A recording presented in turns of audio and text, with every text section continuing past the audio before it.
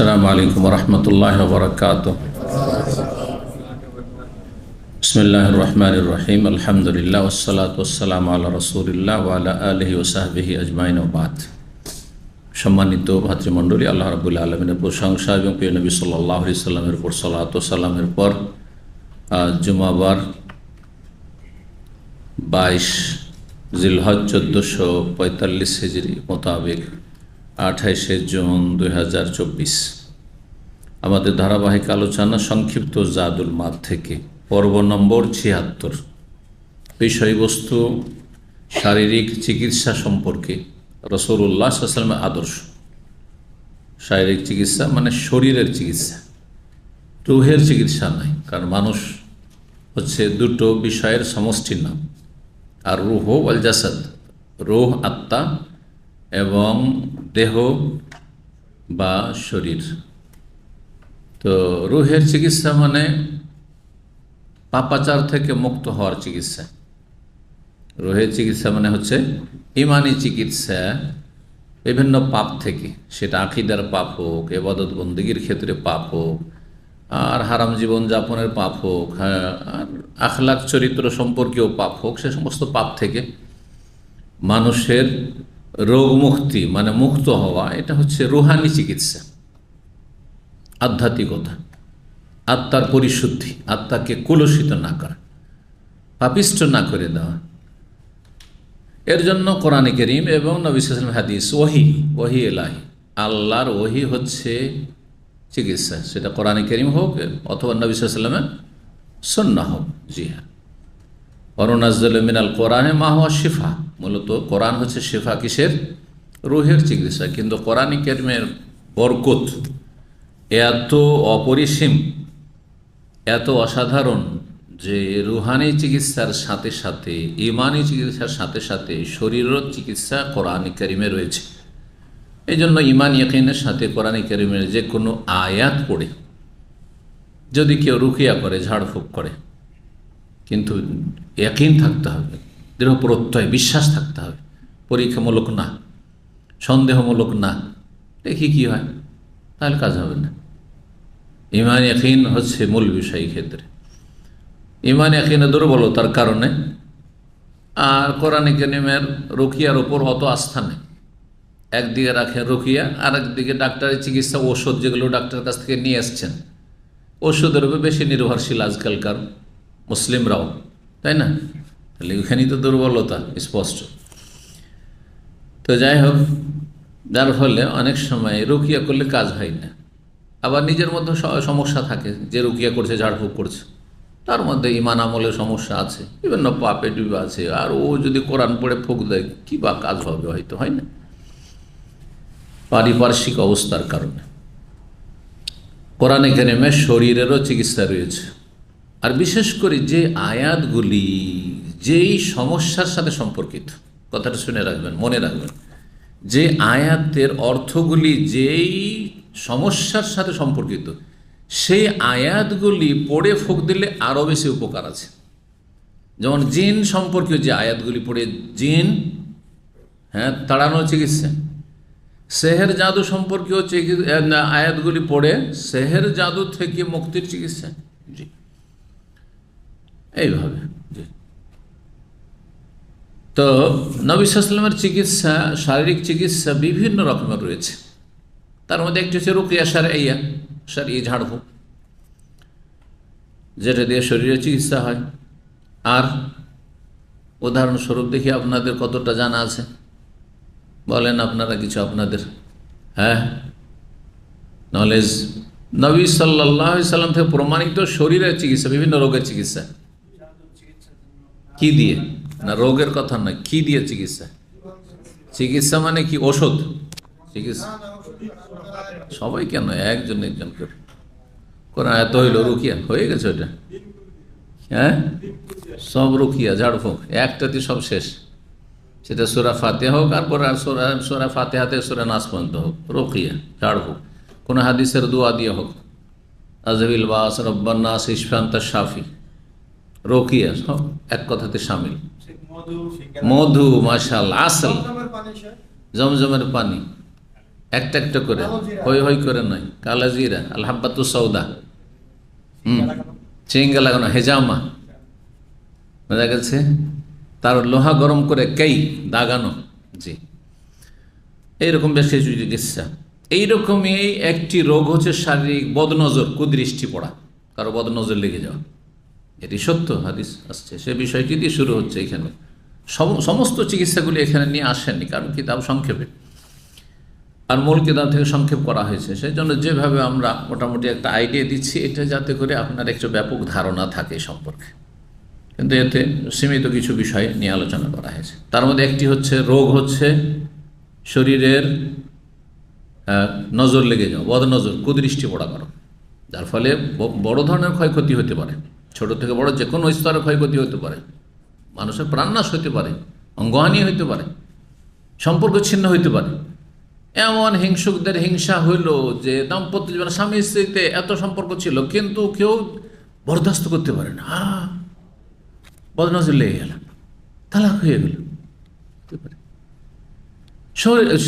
ছেলে আপনার মেয়ে এত সুস্থ ছিল, গাড়ি এত সুন্দর ছিল, এমন বদনজর লেগে গেল, এত দামি গাড়ি কিনেছে সে, হ্যাঁ গাড়িটা এত সুন্দর, মাশাআল্লাহ বললো না, বরকতে দোয়া করলো না, বদনজর লেগে গেল, অ্যাক্সিডেন্ট হয়ে গেল, শেষ হয়ে গেল।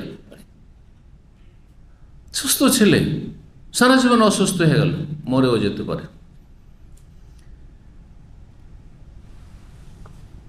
বদনজর মানুষকে কবর পর্যন্ত পৌঁছে দেয়, হাদিস রয়েছে।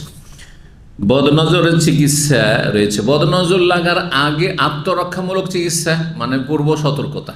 বিভিন্ন রোগ থেকে সতর্ক থাকলে কিন্তু রোগগুলো সাধারণত রোগে আক্রান্ত হবেন না, ঠিক না? আপনি রোদে রোদে এই গরমে ঘোরাঘুরি করবেন, আপনি হাঁটবেন 10 কিলোমিটার, বলছেন যে আমাকে যাতে করে কোনো অসুখ না হয় বা হিটেস্ট রোগে আক্রান্ত না হয়। যেমন হাজিরা অনেকে মারা গেল, আপনি 10 কিলোমিটার চলবে, 15 কিলোমিটার চলবেন, আর পর্যাপ্ত পরিমাণে পানি বা তরল কিছু আপনি পান করবেন না, অবশ্যই আক্রান্ত হবেন। তাহলে অগ্রিম সতর্কতা। আপনার শরীরে প্রেশার আর লবণ খেতেই আছেন, সুগার আর চিনি খেতেই আছেন, আপনার গ্যাস আজ এই সব খাবারে গ্যাস হয়, সেগুলি খেতেই আছেন। না, এগুলি থেকে বেঁচে থাকা হচ্ছে রোগ আক্রান্ত হওয়ার আগে মানুষের অধিক সতর্কতা। বয়স হয়েছে এখন, সুতরাং চর্বি জাতীয় খাবার থেকে আমি অধিক সতর্কতা অবলম্বন করব, যদি আমি কোলেস্টেরল আক্রান্ত নয়। মনে করেন, একটা হচ্ছে রোগে আক্রান্ত হওয়ার আগের ব্যবস্থা, আর একটা হচ্ছে আক্রান্ত হওয়ার পরে তার চিকিৎসা। দুটোই রয়েছে এইসব ক্ষেত্রে কোরআন এবং হাদিসে। তো এইরকমই বদনজরের ক্ষেত্রে রয়েছে। এখন আমরা শুরু করি। লেখক বলছেন, হাদিয়ুহু সাল্লাল্লাহু আলাইহি ওয়াসাল্লাম ফিত তিব্বি আল্লাযী তাতাব্বাবা বিহি, চিকিৎসা সম্পর্কে রাসূলুল্লাহ সাল্লাল্লাহু আলাইহি ওয়াসাল্লাম আদর্শ, যেই চিকিৎসাগুলি রাসূলুল্লাহ সাল্লাল্লাহু আলাইহি ওয়াসাল্লাম করেছেন বা দিয়েছেন উম্মতকে। সুম্মা যাকারা হাদিয়াহু ফিল ইলাজ বিল আদওয়াতির রুহানিয়াতিল মুফরাদা ওয়াল মুরাক্কাব মিনহা, তারপরে আলোচনা করেছেন নবী সাল্লাল্লাহু আলাইহি ওয়াসাল্লাম আদর্শ সম্পর্কে, এমন চিকিৎসা যেটা রুহানি ওষুধের মাধ্যমে, রুহানি দাওয়া, দাউন মানে রোগ, আর দাওয়াউন মানে হচ্ছে রোগের ওষুধ, চিকিৎসা। তো রুহানি আধ্যাত্মিক ওষুধ, শুধু আধ্যাত্মিক ওষুধ, আর হচ্ছে অল মোরাক্কাব মিনহা, এমন চিকিৎসা যাতে কি রয়েছে, রুহানিও রয়েছে আর পার্থিব উপায় রয়েছে, দুটোই অবলম্বন করছেন।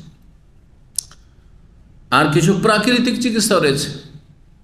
প্রাকৃতিক চিকিৎসা হচ্ছে বিভিন্ন গাছগাছড়া দিয়ে চিকিৎসা, আয়ুর্বেদিক, বিভিন্ন ফলমূল দিয়ে চিকিৎসা, হেকিমি চিকিৎসা, এগুলি প্রাকৃতিক চিকিৎসা।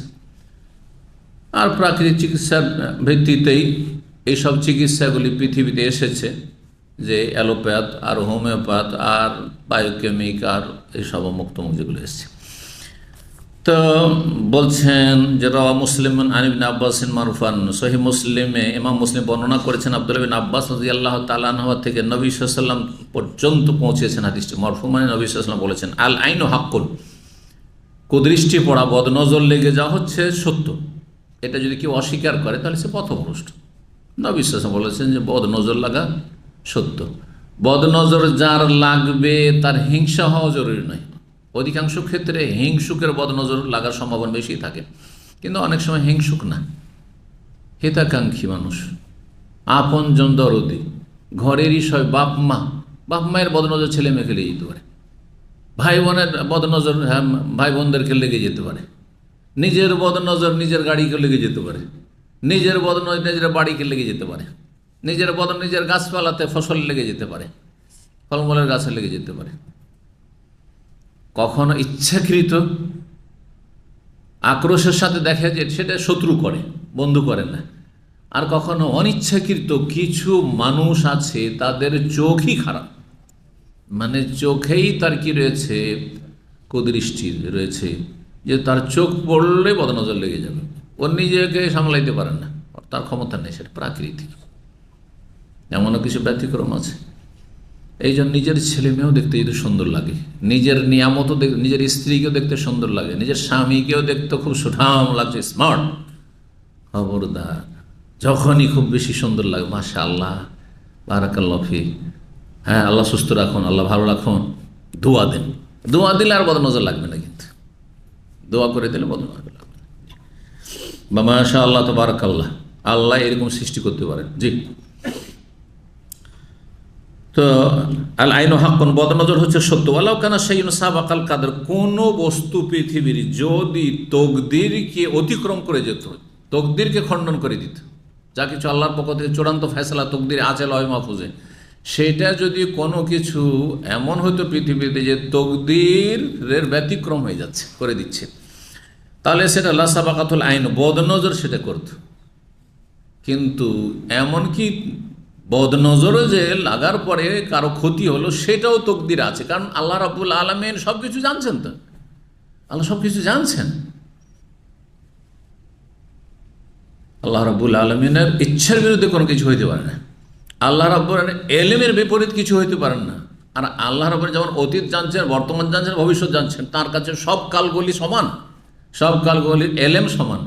কিন্তু আমার আপনার ক্ষেত্রে সমান নয়। অতীতের অনেক কিছু জেনে আবার ভুলেও গেছি, কিছু কিছু মনে আছে, বর্তমানে যা সামনে দেখছি অতটুকু, বাইরে দেখি না, চোখের আড়ালে কিছু জানি না, কি ঘটছে না ঘটছে ডানে বামে পেছনে কি ঘটছে তাও জানি না, ঠিক না? আর ভবিষ্যতের তো কিছুই জানি না।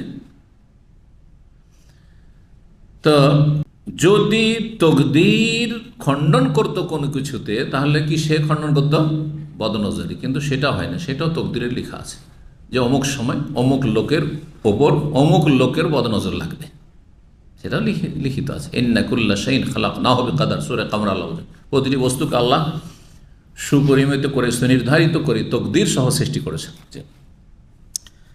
হাদিসটি সহিহ মুসলিমে 2188 নম্বর। অফিস সহিহ, আর সহিহ মুসলিম আরেকটি হাদিস রয়েছে, আনাস রাদিয়াল্লাহু তাআলা আনহু বর্ণিত, আন্না রাসূলুল্লাহ রাখাসা ফি রুকিয়াতে, রাসূলুল্লাহ ছাড় দিয়েছেন ঝাড়ফুঁকের ক্ষেত্রে। রুকিয়া মানে ঝাড়ফুঁক করা, ঝাড়ফুঁক করাকে আমাদের দেশে মানুষ দম করা বলে। দম মানে কি?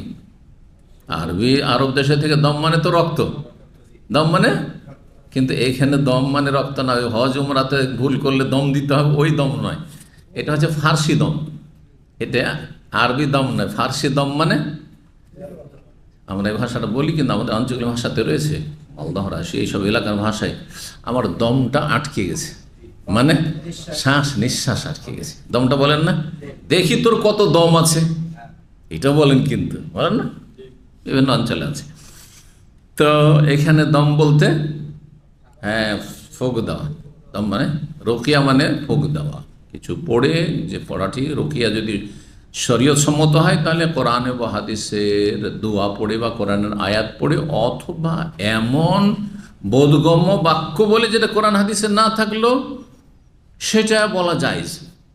দেন কোরআন হাদিসে এই দোয়া নেই যে আল্লাহ আমার এই রুগীটাকে ভালো করে দাও, আমি এটাই বলছি, বাংলায় বলছি, ফুঁক দিলাম, এটি রুকি, জায়েজ রুকি, বোধগম্য হইতে হবে। কিন্তু যদি কেউ সংস্কৃত ভাষায় কিছু মন্ত্র পড়ে আর নিজের সংস্কৃত বুঝে না, হ্যাঁ, তাহলে বোধগম্য নয়, তাহলে হারাম, দালমে কালাহে, কেন বোঝা যাচ্ছে না অর্থ। মন্ত্রের বইগুলো ঠিক ওই রকমই, কিন্তু শির কুফরি যেহেতু আছে, ও অর্থ বুঝেন না। আর অর্থ বুঝছেন কিন্তু তাতে শিরিক আছে, জিনের নাম আছে, শয়তানের নাম আছে, বা ফেরেশতার নাম দিয়ে। আমাদের এলাকায় গরুর পায়ের খুরে এক ধরনের ঘা হইতো, বলছে এর চিকিৎসা জানেন কি বলে? চিকিৎসা বলছে এলাকার 7জন সুদখোরের নাম লিখে তাবিজ করতে হবে। এটা আমাদের অঞ্চলের শিরকি আকীদা। আল্লাহ, গ্রামের আহলে হাদিস গ্রামে এইসব শিরকি কর্মকাণ্ড ছিল। কারণ জাতি অজ্ঞ, নামটা পরম্পরা পেয়েছে আহলে হাদিস, কিচ্ছু জানে না, মিসকিন, ধর্মের ক্ষেত্রে মিসকিন, কিছু জানে না। ইসলাম চর্চা না করলে যেই জাতি হোক না কেন বরবাদ হয়ে যাবে কিছুদিনের মধ্যে।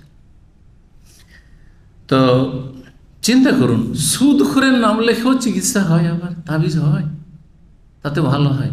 হ্যাঁ, আল্লাহ ভালো করে দেবেন, কারণ আল্লাহ চান যে তুমি নোয়াল্লিয়া মাতা আল্লাহ, তুমি শিরকের দিকে যাচ্ছ, যাও ওই দিকে যাও, জাহান্নামে যাও। তুমি কোরআন হাদিসের দিকে আসলে না, তো দলিল তো তলাশ করলে না, তোমার বাপ দাদার ধর্ম পালন করলে, যাও জাহান্নামে যাও। এই জন্য কখনো কখনো মাজারে গিয়েছেন, হ্যাঁ, রোগের চিকিৎসার জন্য, অথবা ছেলে মেয়ে হয় না, নিঃসন্তান, গিয়েছেন ছেলের আশায়, আল্লাহ ওই সময় দিয়ে দেন, যাতে করে তুমি গিয়েছো শিরক করতে, তুমি তৌহিদের জ্ঞান অর্জন করনি, শিরক সম্পর্কে জানোনি, আর আল্লাহর বিধানকে লঙ্ঘন করে তুমি গেলে, যাও তোমার স্বার্থ পুরা করে দেবো, যাতে যাও জাহান্নামে যাচ্ছ, যাও জাহান্নামে যাও। কোরআনে কারিমের আয়াতই তো সেটি, ওমা ইউশাকিকির রাসূল মিন বাদি মা তাবায়্যানা লাহুল হুদা।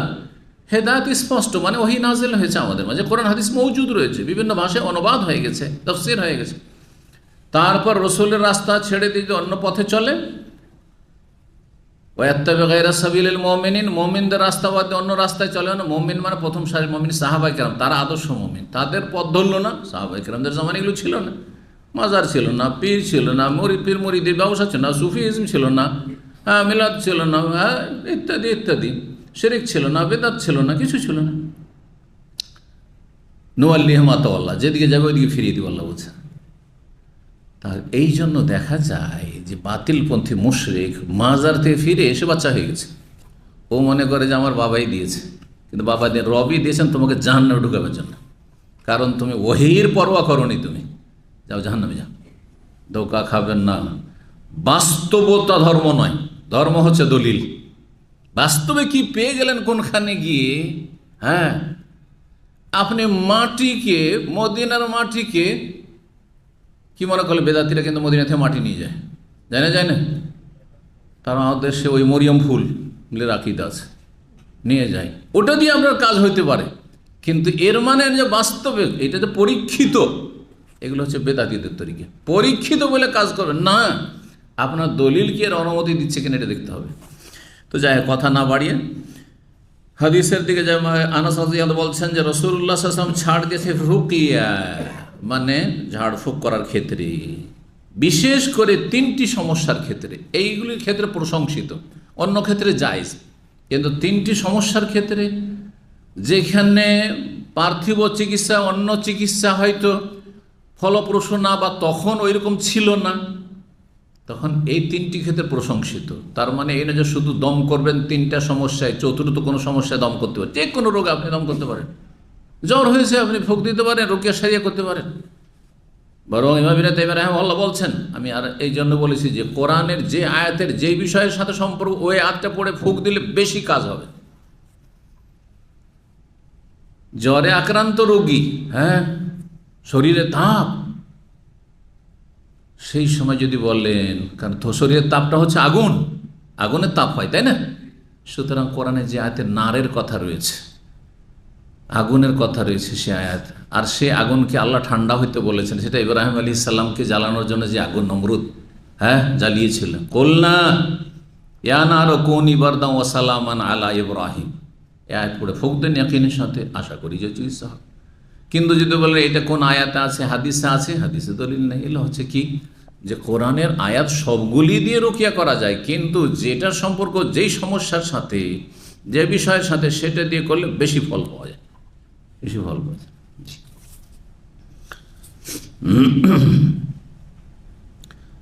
তো ছাড় দিয়েছেন ঝাড়ফুঁক করার ক্ষেত্রে, কিসের ক্ষেত্রে? মিনাল আইন, বদনজর লাগলে, অল হোমা, হোম্মানা, এটা কি একজন অনুবাদক বাঙালি, কিতাবুত তাওহীদ আগের অনুবাদে, হুম্মা পড়ে নিয়েছে, অথচ হুম্মা হইলে ইয়া হবে আর খাড়া আলিফ হবে, খাড়া খাড়া জাবার হবে। এখানে কিন্তু হুমাতুন, হ্যাঁ, গোলতা আছে। তাহলে এখানে বুঝতে কত ভুল করেছে। আর হুম্মা উচ্চারণ করে সে জ্বরের চিকিৎসা অনুবাদ করেছে, কিন্তু জ্বর নয়, হোমাতন। হোমাতন মানে বিষ, দংশন, সাপ বিচ্ছুর দংশন। যদি বিষ নামাতে হয় সাপ বা বিচ্ছু ও দংশন, সেই ক্ষেত্রে প্রশংসিত হচ্ছে কি রুকিয়া, কোরআন এবং হাদিস দিয়ে ঝাড়ফুঁক করা, দম করা।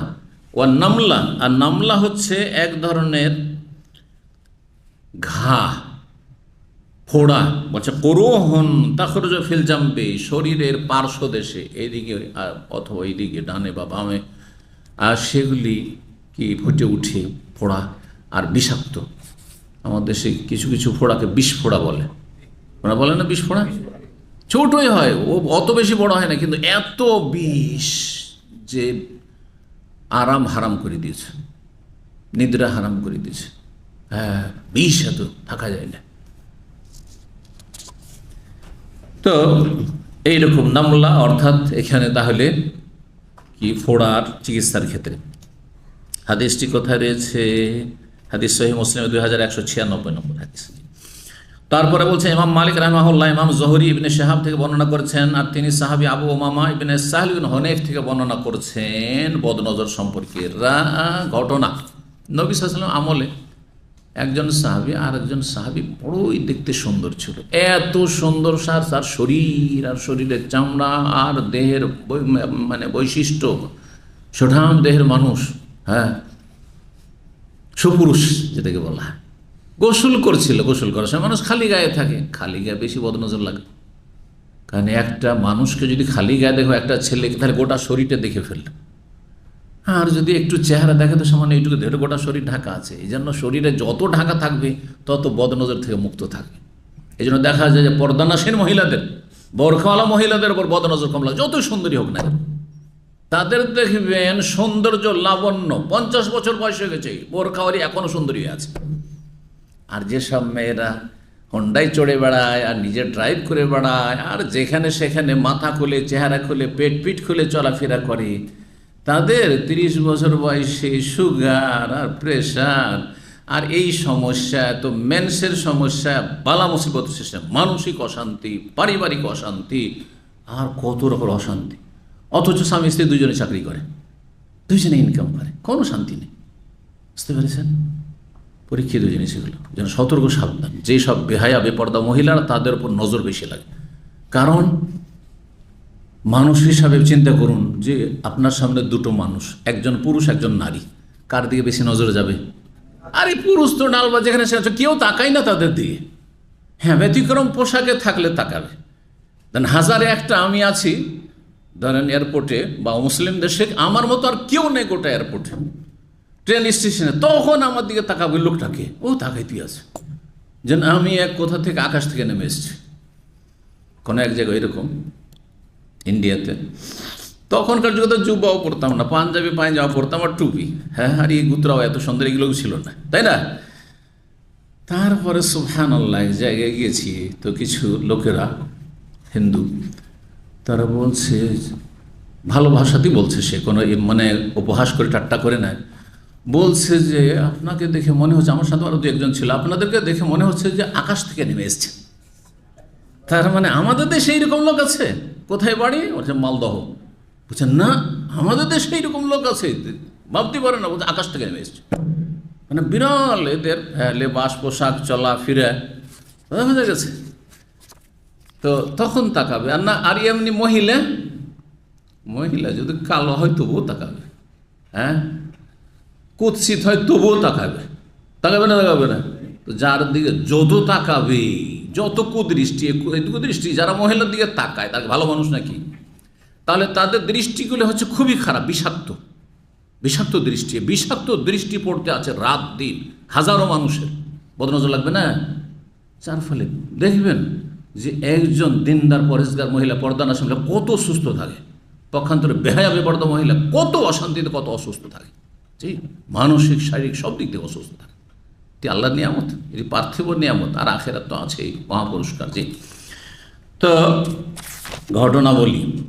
আবু ওমামাস ইবনে সাহল ইবনে হুনাইফ বলছেন যে আমের ইবনে রাবিয়া, আমের বিন রাবিয়া একবার সাহল ইবনে সাদকে দেখেছেন, বা সাহল ইবনে হুনাইফকে দেখেছেন। তিনি ছিলেন সাহল ইবনে হুনাইফ। সাহল ইবনে হুনাইফকে দেখলেন একটা ছেলেও যে সে গোসল করছে খোলা জায়গায়। তার খোলা জায়গায় তাহলে গোসল করা যায়। আমার দেশে যেমন উঠানে, বাড়ির বাইরে, হ্যাঁ, সামনে পিছনে কিন্তু টিউবওয়েল থাকে, থাকে না? রাস্তার পাশে টিউবওয়েল, সবাই গোসল করছে, গ্রামের মানুষ এইভাবে, গ্রাম অঞ্চল, কোনো দোষের কথা না, জায়েজ। বাস ইজ্জতে গালিজা, যেটা আওরাতে গালিজা ঢাকা থাকতে হবে, অর্থাৎ নাভি থেকে নিয়ে হাঁটু পর্যন্ত ঢাকা থাকতে হবে, এটা খোলা যাবে না। গোসল করছিল। ফাকালা, যদিও উত্তম হচ্ছে নির্জনে গোসল করা, যদিও কাপড় শরীরে লুঙ্গি থাকে বা হাফ প্যান্ট আপনার মনে করেন যে টাকনো কি বলছে হাঁটু পর্যন্ত আছে, তারপরও খালি গায়ে মানুষের সামনে গোসল করাটা এত ভদ্রতা নাই যত ভদ্রতা নিজের বাড়ির ভিতরে গোসল করা। হ্যাঁ, বাড়ির লোকের এই শুধু দেখছে, বাইরের লোকের নজর পড়ছে না, গ্রামবাসীর বা প্রতিবেশীর নজর পড়ছে না, কিন্তু জায়েজ রয়েছে গ্রামবাসীর সামনে খালি গায়ে গোসল করা। গোসল করছিলেন এই সাহাবী আমির বিন সাহাল, আমির বিন রাবিয়ার নজর পড়ে। ফাকালা, দেখে কি বলছেন, মন্তব্য করছেন তিনি, এত সুন্দর লেগেছে, এত চমৎকার লেগেছে, তার শরীর কোনোদিন খালি গায়ে কোনোদিন দেখেনি। তাহলে বোঝা গেল যে খালি গায়ে চলাফেরা করাও ক্ষতি। ওয়াল্লাহি, আল্লাহর কসম করে বলছে, মা রাআইতু কাল ইয়াউম ওয়ালা জিলদা মুখাব্বা, আজকের মতো সুপুরুষ আমি জীবনে কোনোদিন দেখিনি, এত সুন্দর মানুষ আমি কোনোদিন দেখিনি। অনেক সময় একটা নতুন গাড়ি পেয়ে গেছেন আপনি, বা নতুন পেন্ট করে নিয়ে এসছেন, আর তারপরে গাড়ি দেখি, এত সুন্দর গাড়ি কিনেছেন আপনি, দিল আপনার, হয়তো মাসা মেরেই দিল, ওর নিয়ত খারাপ থাকার নাই থাক, এই জন্য মাশাআল্লাহ আগে বলে, মাশাআল্লাহ গাড়ি সুন্দর লাগছে আপনার, আল্লাহ বরকত দিক, আল্লাহ ভালো রাখুক গাড়িওয়ালাকে, বুঝা গেছে? তাহলে আর বদলাতে লাগবে না। তো বলছেন যে এই কথা বলেছে, মারায় তো আজকের মতো এত সুপুরুষ কোনোদিন দেখিনি, ওয়ালা জিলদা মুখাব্বা, এমন কি কুমারী মহিলা আরবদের মধ্যে বিয়ের আগ পর্যন্ত একেবারে লুকায়িত থাকতো, পাশের লোকও কোনোদিন দেখতে পেত না, কোথাও বাড়িতে বেরোতো না, বিয়ে হয়নি মানে খিদ্র, একেবারে ভিতরে ঢুকে আছে, এত লজ্জাশীল হইতো তারা, যদিও তারা কাফের মুশরিক ছিল, কিন্তু লজ্জা ছিল। লজ্জাটা হচ্ছে নারীদের অলংকার, সাজ, এটাই সহশিক্ষাতে ধ্বংস করে দিয়েছে, চোরমার করে দিয়েছে। মুখাব্বা মানে যাকে গোপনে রাখা হয়, এমন মেয়ে যাকে গোপনে লুকিয়ে রাখা হয় যাতে কারো নজর না পড়ে যায়, এমন এত সুন্দরী কুমারী মহিলার চাইতো এর শরীর সুন্দর, এই যুবকের শরীর সুন্দর, এইরকম মন্তব্য খাবে। তখনই ফালোবেতা সাহালুন, সাহাল তখনই আছাড় খেয়ে পড়ে গেছে, বেহুশ হয়ে পড়ে গেল, চিত হয়ে পড়ে গেছে। ফাতা রাসূলুল্লাহ সাল্লাল্লাহু আলাইহি ওয়াসাল্লাম আমেরান, রাসূলুল্লাহ সাল্লাল্লাহু আলাইহি ওয়াসাল্লাম তখন আমেরের কাছে আসলেন, আমের বিন রাবিয়ার নজর লেগেছেন, আমেরের কাছে আসলেন, খবরটা জানতে পারলেন যে লোকটি এরকম মন্তব্য করার সাথে সাথে এই লোকটি যে গোসল করছিল বেহুশ হয়ে পড়ে গেছে। ফাতাগাইয়াজ আলাইহি, তার উপর রাগান্বিত রাসূলুল্লাহ সাল্লাল্লাহু আলাইহি ওয়াসাল্লাম, রাগ করলেন, কি করেছো তুমি? তারপরে বললেন, আলামা ইয়াকতুল আহাদুকুম আখাহু, কিসের ভিত্তিতে তোমাদের যে কোনো মানুষ তার নিজের মুসলিম ভাইকে হত্যা করবে? বদনজর দিয়ে। আলা বাররাক্তা, তোমাকে যখন এত সুন্দর লেগেছিল লোকটিকে দেখে, তখন তুমি বরকতের দোয়া করতে পারো নি? বরকতের দোয়া করলে এই ক্ষতিটা হইতো না, তুমি তাকে খুন করার চেষ্টা করেছো। একতুল বলা হয়েছে, তার মানে বদনজর লাগলে মরেও যেতে পারে, শুধু বেহুশ হওয়া নয়, মরেও যেতে পারে। আল্লাহ আকবার, আল্লাহ হেফাজত করুন আমাদের আপনজনদের, প্রিয়জনদের, মুসলিম ভাই বোনদের। ইগতাসাল্লাহু, এখন কি হয়েছে, বদনজর লেগেই গেছে, তাহলে একটি গুরুত্বপূর্ণ চিকিৎসা হচ্ছে, যার নজর লেগেছে, কুদৃষ্টি পড়েছে, তাকে গোসল করানো, আর তার গোসল পানিটা ধরে রাখা কোনো একটা পাত্রে, যাতে জমিয়ে না পড়ে, আর তারপরে তখন তার বিশেষ বিশেষ অঙ্গগুলি শরীরে ধোয়া আসছে, আর তারপরে পেছন দিক থেকে যাকে বদনজর লেগেছে, মায়ুন, যাকে আয়েনের গোসল করা পানিটা তার উপর ঢেলে দেওয়া, তার মাথায় তার শরীর ঢেলে দেওয়া, ভালো হয়ে যাবে ইনশাআল্লাহ। তো এই ছিল হাদিস। হাদিস মুওয়াত্তা মালিকে রয়েছে, মুসনাদ আহমদ ইবনে হিব্বানে রয়েছে, মুসনাদ আব্দুর রাজ্জাক ইবনে মাজাহ রয়েছে, আরও হাদিস বাইহাকি তে রয়েছে ইত্যাদি। তো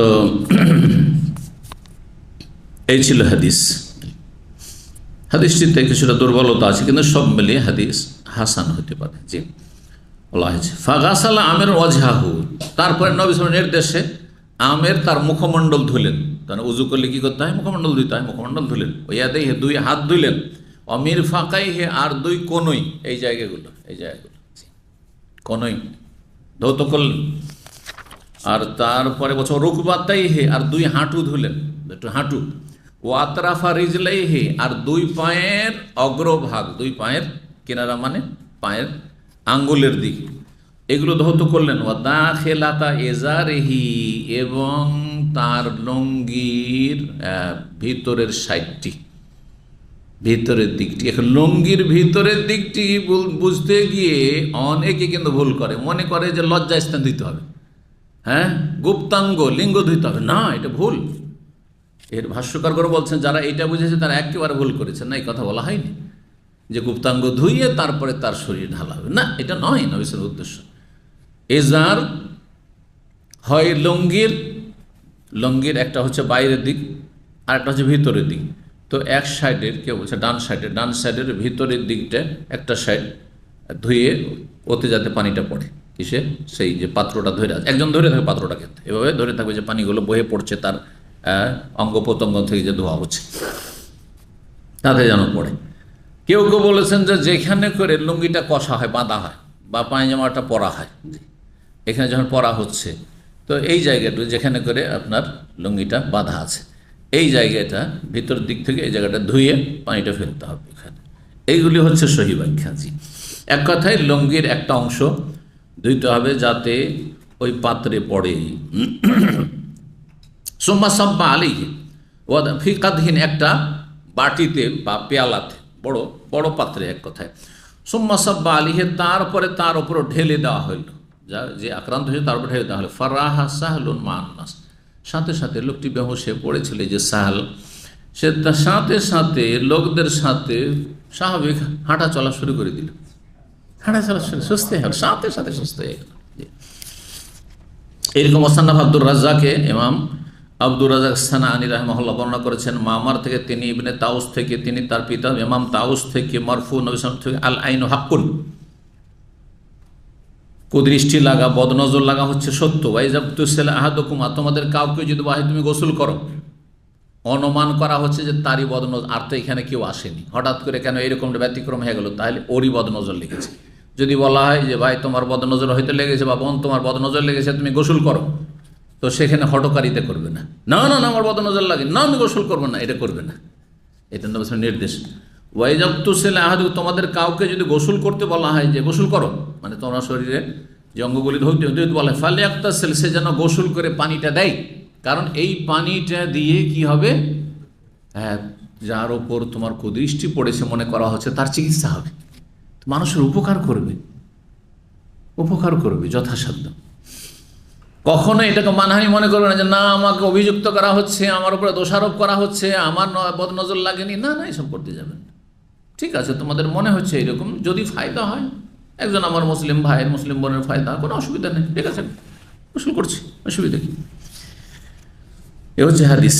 জি, অসলহু সাহি, হাদিসটা মানে নবী সাল্লাল্লাহু আলাইহি ওয়াসাল্লাম পর্যন্ত মুত্তাসিল না, এটা মারফু নয়, হ্যাঁ, মওকুফ ইত্যাদি নিয়ে ইখতিলাফ রয়েছে। তা বলছেন অসলহু সাহি, কেউ বলেছেন হাদিসটি মারফু, কেউ বলেছেন না মওকুফ। জি, মুরসাল হাদিস এটাকে সহি বলেছেন অনেক গবেষকগণ। আর সহি মুসলিমের হাদিস তো এর আগে আসলো, সেখানে কিন্তু এই কথাটি শুধু নেই, আল আইনু হাক্কুন রয়েছে, কিন্তু গোসল করতে বলা হইলে গোসল করবে কথাটি এখানে অতিরিক্ত এসছে। তাহলে এই কথা আমরা জেনে নিলাম।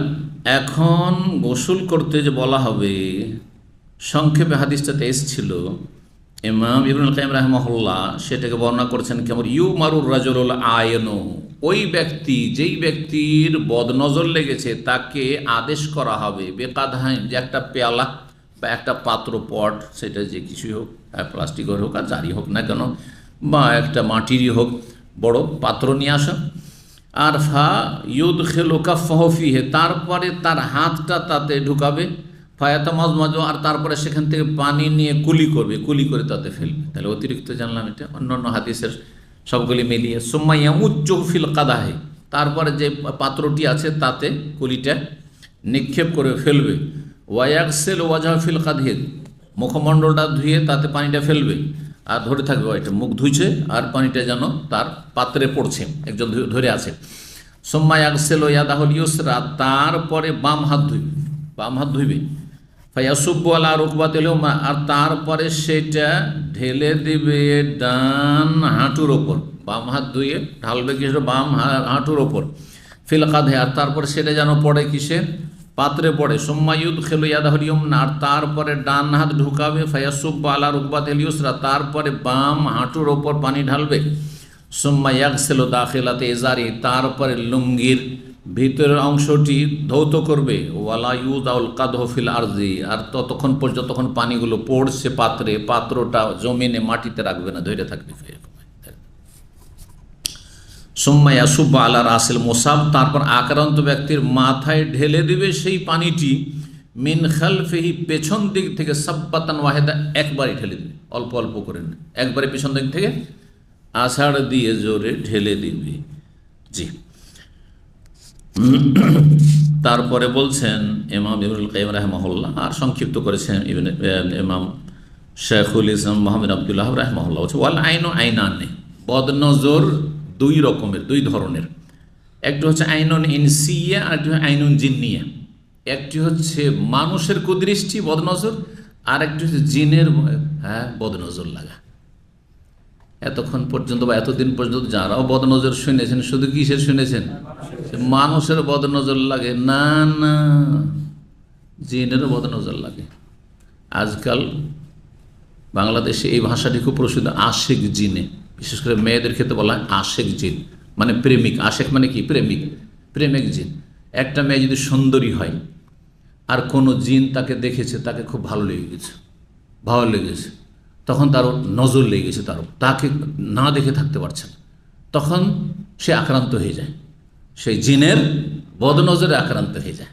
যার ফলে সুস্থ একটা মেয়ে, ভালো লেখাপড়া করছিল, সুস্থ একটা ছেলে, এটা মেয়ে জিন, মহিলা জিন, আর একজন পুরুষ, রাম পুরুষ, বা তার গুণ আছে, যে কোনো রকমের গুণ আছে, নজর পড়ে গেছে একটা মেয়ে জিনের, নজর পড়ে গেছে একজন পুরুষ, যে কোনো মানুষের এরকম হইতে পারে, আল্লাহ হেফাজত করুক।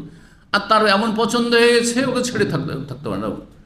যখন জিন নেমে কথা বলে আমি একে ছাড়া আমি থাকতে পারবো না, আমি এর পাশে ঘুমাই, এর সাথে থাকি, আমি একে পছন্দ করি, একে ছেড়ে জীবনে যাবো না, একে আমি নিয়ে যাব। শুনেছেন হয়তো এগুলো? জিনেরা যখন কথা বলে, এই ধরনের কথা বলে, এইটি ওকে পছন্দ লেগেছে, ও ছেড়ে থাকতে পারবে না,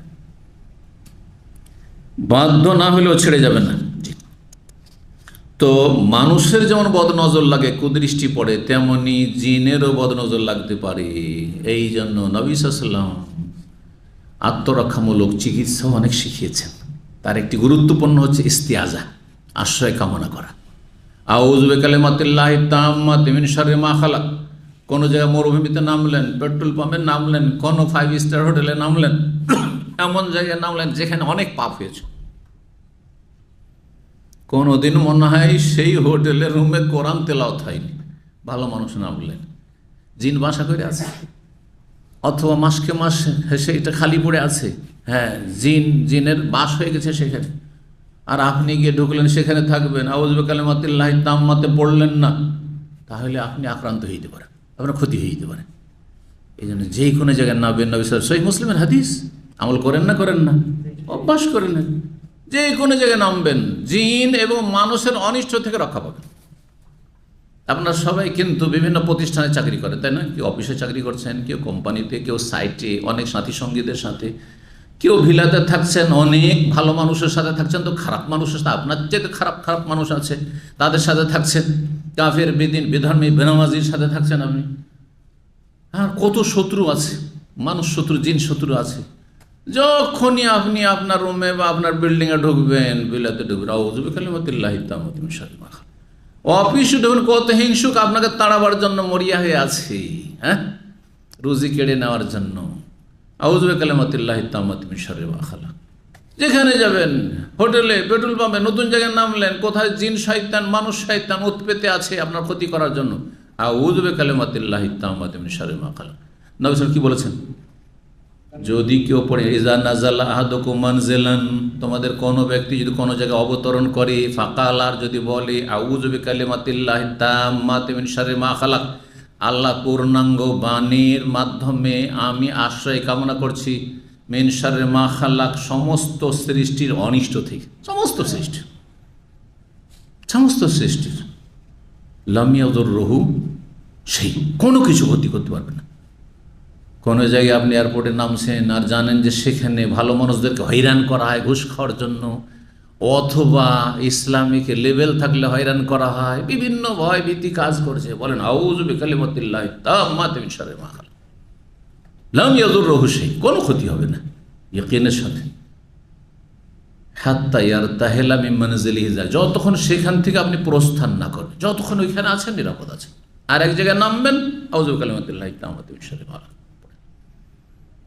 দেখা যায় যে আপনি গাড়িতে যখন চেপেছেন, সেটা তো একটা অবস্থান, গাড়িতে বসলেন আপনি, আউযু বিকালিমাতিল্লাহি তাম্মাতি মিন শাররি মা খালাক, গাড়ির অ্যাক্সিডেন্ট, গাড়ি শেষ, মানুষের কিছু হয়নি, আশেপাশের সবাই শেষ, আপনি সুন্দর আছে, কিছু হয়নি। তদবির অবশ্যই, তদবির কাজ করে, সুতরাং তদবির সবসময় নিজের রাখবেন। তো জিনের বদনজর আর মানুষের বদনজর, ফাকাত সাখান উম্মে সালমা, জিনেরও যে বদনজর এর দলিল এই হাদিসটি।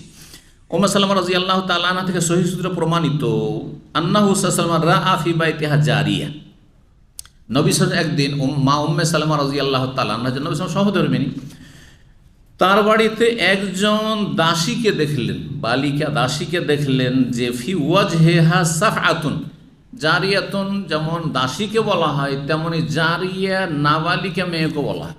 তো সেটা হইতে পারে যে হয়তো দাসী নয়, কিন্তু এটা নাবালিকা মেয়ে, কচি মেয়েকে দেখলেন, যে এখনও সাবালিকা হয়নি।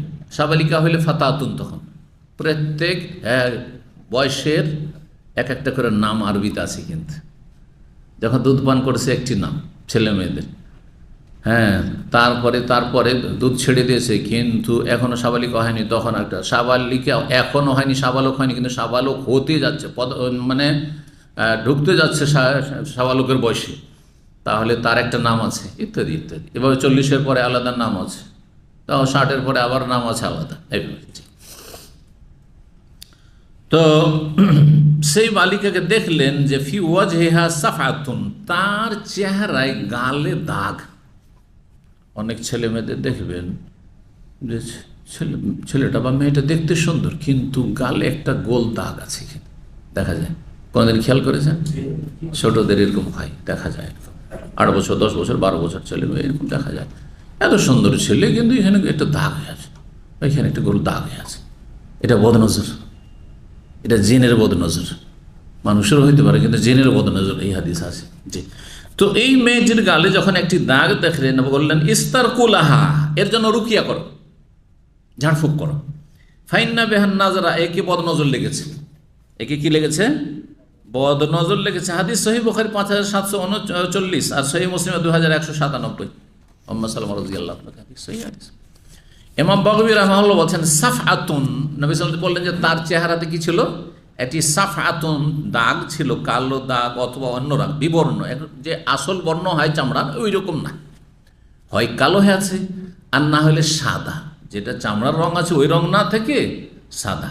এটা অনেকে দেখা যায়, কিন্তু সেটা শারীরিক কোনো সমস্যার কারণে হইতে পারে, কিন্তু বদনজরও একটা তার কারণ। সাফআতুন কাকে বলা হয়? বলছেন নজরাতুন মিনাল জিন, জিনের বদনজর, জিনের কুদৃষ্টি, একে সাফআতুন বলা হয়। ইয়াকুলু, ইমাম বাগবী রাহমাহুল্লাহ বড় মুহাদ্দিস ছিলেন, তিনি বলছেন যে বেহা আইনুন আসাবাথা মিন নাজরিল জিন, তাকে এমন বদনজর লেগেছে যেটা জিনের তরফ থেকে, জিনের পক্ষ থেকে। আনফাজু মিন আসিন্নাতির রিমাহ, জিনের বদনজর বল্লম বা বর্ষা, বল্লম বুঝেন? বল্লম বুঝেন, আর বর্ষা তো শুদ্ধ। এই বর্ষার যে ধারালো অংশটুকু, অগ্রভাগ, এর চাইতে বেশি শক্তিশালী কি মানুষের বদনজর বা জিনের বদনজর। অনেক সময় বর্ষা মারলেন কিন্তু ঠিক নিশানে গিয়ে লাগলো না, হ্যাঁ, আঘাত করলেন কিন্তু নিশানে লাগলো না, যতটা ভেবেছিলেন যে হবে ততটা হইল না, অত সামান্য একটু লাগলো, আঁচড়ি লাগলো। কিন্তু বদনজর, জিনের বদনজর অথবা মানুষের বদনজর এর চাইতে বেশি মারাত্মক। জি, ইমাম বাগবী রাহমাহুল্লাহর কিতাবে কি শারহুস সুন্নাহ রয়েছে, তার 13তম খণ্ড 163 পৃষ্ঠা কথাটি রয়েছে। এখানে আজকের আলোচনা শেষ করছি। ও জাযাকুমুল্লাহু খাইরান। আল্লাহ আমাদেরকে সমস্ত অনিষ্ট থেকে রক্ষা করেন, মানুষের বদনজর থেকে, জিনের বদনজর থেকে, শত্রুর বদনজর থেকে, বন্ধুর বদনজর থেকে, আপনজন আর পর সকলের কুদৃষ্টি থেকে আল্লাহ বাঁচিয়ে রাখেন, সমস্ত অনিষ্ট বালা মুসিবত থেকে আল্লাহ হেফাজতে রাখেন এবং সার্বিক কল্যাণ দান করেন, দিন দুনিয়ার আল্লাহ সার্বিক মঙ্গল দান করেন। সাল্লাল্লাহু আলাইহি ওয়া সাল্লাম নবিয়ানা মুহাম্মদ ওয়া আলা আলিহি ওয়া সাহবিহি আজমাইন।